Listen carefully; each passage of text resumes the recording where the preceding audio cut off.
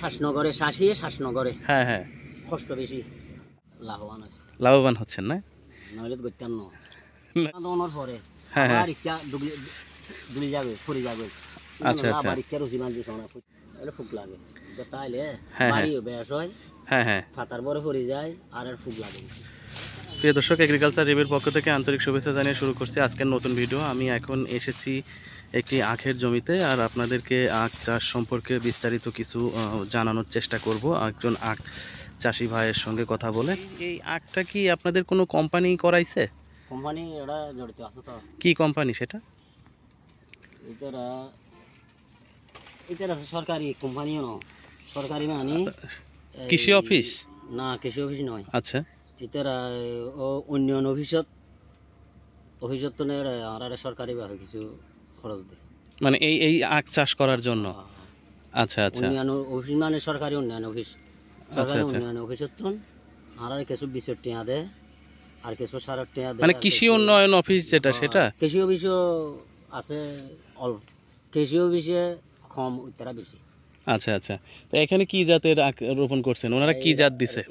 এই জাতিবে রংবিলাস। রংবিলাস মানে প্রত্যেকটা আখই তো লাল। আচ্ছা আচ্ছা, এই আখের এটা রোপণ করছেন কতদিন হচ্ছে আজকে? রোপণ করছি গত বছর পুরাইতে, আর ইয়ে আছে আর প্রায় 1.5 মাস আছে বছর পুরাইতে হিসাব করি। তার মানে প্রায় 10 মাস বা 11 মাস 11 মাস হয়ে গেছে। 11 মাস কাছে, আর আজ 9 মাস। আচ্ছা, আপনি তো প্রথমে যখন রোপণ করছিলেন তখন তো শুধু আখের গিট রোপণ করছিলেন, মানে ওই রকম? হ্যাঁ হ্যাঁ, আচ্ছা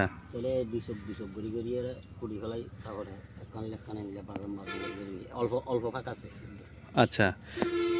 এখানে এই যে আখের যে গিটটা বা বীজ, এটা কি আপনাদের ওই অফিস মানে যে আপনাদের কোম্পানি বা সরকারি প্রতিষ্ঠান যেটা আপনাদের সহযোগিতা করতেছে, ওনারা সংগ্রহ করে দিছিল নাকি আপনার থেকেই ছিল? এটারা সংগ্রহ করি দে, আছে তো। হ্যাঁ হ্যাঁ, আর টাকা দিব বিশের।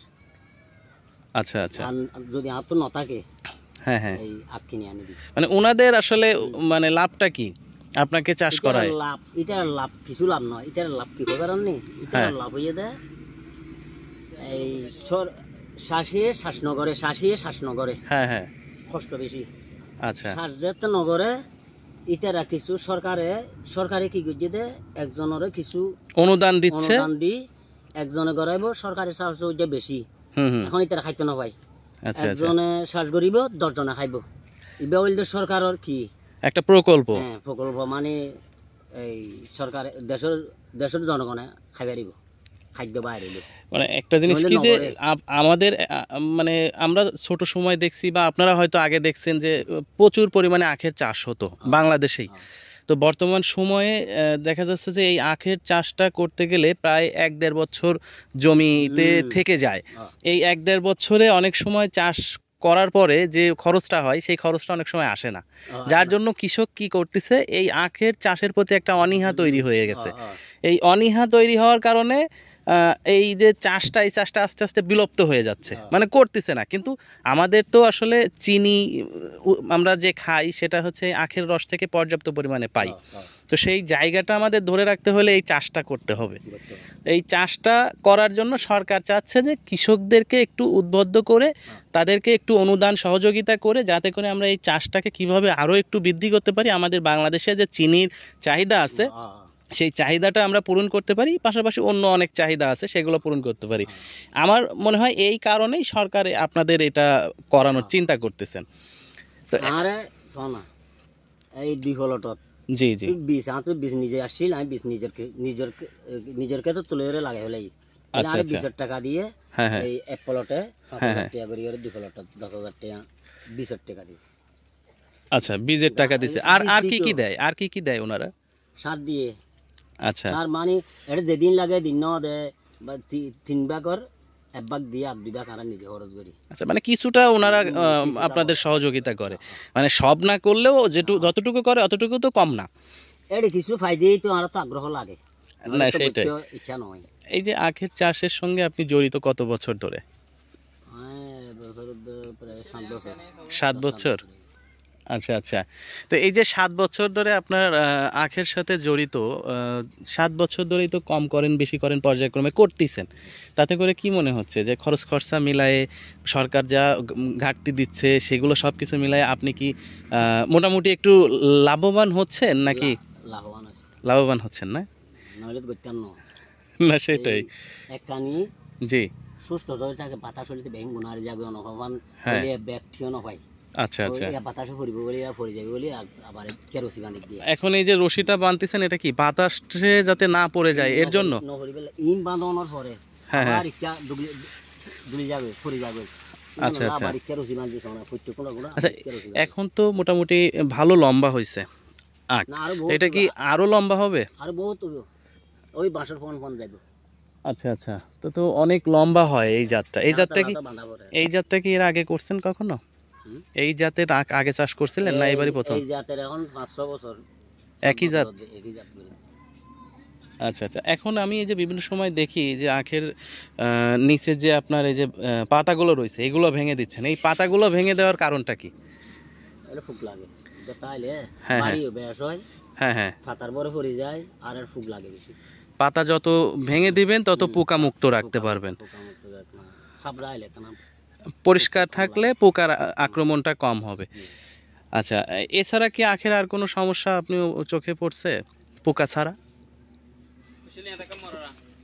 পোকা ছাড়া সমস্যা ফড়ে গেলে সমস্যা আর ফড়ে গেলে তো বেচা না। আচ্ছা মূল সমস্যাটা পোকা। আবার পোকা থাকলে তো বাজারে চাহিদাও থাকে না। রস বেচানো যাইব এনে হাড়িও না খাইব কেয়া খাইতে নয়, পুরাটাই গুণাগারী। তো এখন এই আখটা আপনার কত বছর বয়স হইলে আপনারা হারভেস্ট করেন বা কাটেন কর্তন করেন? 12 মাস বরাবর লাগে। 12 মাস বরাবর লাগবে, মানে 1 বছর পুরা হয়ে যেতে হবে, তখন ওটাতে রস ভালো পাওয়া যাবে এবং মিষ্টি হবে। মিষ্টিও তো হবে। আচ্ছা আচ্ছা। তো এখন তো তাহলে আপনি হয়তো আর 1-2 মানে মিষ্টি কম হবে। আচ্ছা এই যে অনেক সময় আমরা যেটা শুনি যে বৃষ্টির সাথে আখের রসের মিষ্টিত্বর একটা সম্পর্ক আছে, মানে যদি বেশি বৃষ্টি হয় তাহলে আখের রসের মিষ্টি কম হয়, এটা কি সত্য? এই বেশি বৃষ্টি নয়, বর্ষ কমাইলে একটা মিষ্টি কমাইব দে। আচ্ছা মূল কথা এটাই। বৃষ্টি দিলেও যাতে বসবে হাড়িবার আর পাঞ্চা নয়, পাঞ্চা হইব না, মানে মূলত এটা ভুয়া কথা, এটা আসলে কোনো ভিত্তি নাই এই কথার। পরিপক্ক হইলে সেটা মিষ্টি হবে আর অপরিপক্ক থাকলে সেটা মিষ্টি হবে না। মিষ্টি কমে যাইব কুশল যদি এখন ফরিয়ার মেডিট ফরি যায় আবার আগে কেউ উড়ে তাহলে মিষ্টি কমে যাইব। মিষ্টি ওইয়া কুশল কমে যাবে, মানে মিষ্টি হওয়া কুশল পড়ে গেলে ওটা আর মিষ্টি থাকবে না। এই নিলা তাই। আচ্ছা আচ্ছা। এখন তো তাহলে আপনি এই আখটা মোটামুটি এই যে সুতা দিয়ে বেঁধে দিচ্ছেন না পড়ার জন্য, এখন এই অবস্থায় হয়তো আর আপনার 1-1.5 মাস 2 মাস রাখবেন, তারপরে কি এইগুলা কাটা এবং বিক্রি করা শুরু করে দেবেন? শুরু হয়ে যাবে। মূলত এটা আপনি বিক্রি করেন কোথায় কোথায়? সকরিয়ার মানুষ ইয়ে হ্যাঁ হ্যাঁ। আর আমরা রস বেশি এটা বাস স্টেশনে। আচ্ছা আচ্ছা। মেশিনের রস বেশি। আচ্ছা আচ্ছা আচ্ছা। তার মানে নিজস্ব ব্যবসাতে এটা ব্যবহার করেন। আর এই দুহনে মেশিনে টানি নারি। হ্যাঁ হ্যাঁ। ও সকরিয়া ফাটে আইবো, সকরিয়া এখন স্কুল চলো আস্তা সকরিয়া যত শেষ হয়ে যাইবো। হ্যাঁ হ্যাঁ। তারপর আমরা গিয়ে যাইব। আচ্ছা এটা বিক্রি কি পিস হিসাবে বিক্রি হয়? পিস হিসাবে এক পিস 50 টাকা করে। এক পিস 50 টাকা। 50 টাকা একবার 50 টাকাও নয়, 50 টাকা 40 টাকা কুচলে হতা। এখন এই যে সুতা দিচ্ছেন এর উপরে কি আর সুতা দিবেন নাকি এটাই শেষ? এই একটা সুতা দিয়া শেষ। এটা যত কুচল লম্বা হইব সুতা তেলে তুলে দিবেন। আচ্ছা আচ্ছা। এটা তুলে দিও। হ্যাঁ হ্যাঁ। যদি বাইরে হন লাইলে একটু নারগো বানি ইবা ওরে যাইবো। হ্যাঁ হ্যাঁ। এটা আরেকটা যদি পড়া যায় না। আচ্ছা আচ্ছা, মানে না অবস্থা বুঝিয়ে রে। জি জি। তো ঠিক আছে আঙ্কেল, আপনাকে ধন্যবাদ। অনেক কিছু জানতে পারলাম এই কুশেল চাষ সম্পর্কে, যেগুলো মোটামুটি অজানা ছিল। তো প্রিয় দর্শক, আমি আপনাদেরকে দেখানোর চেষ্টা করলাম।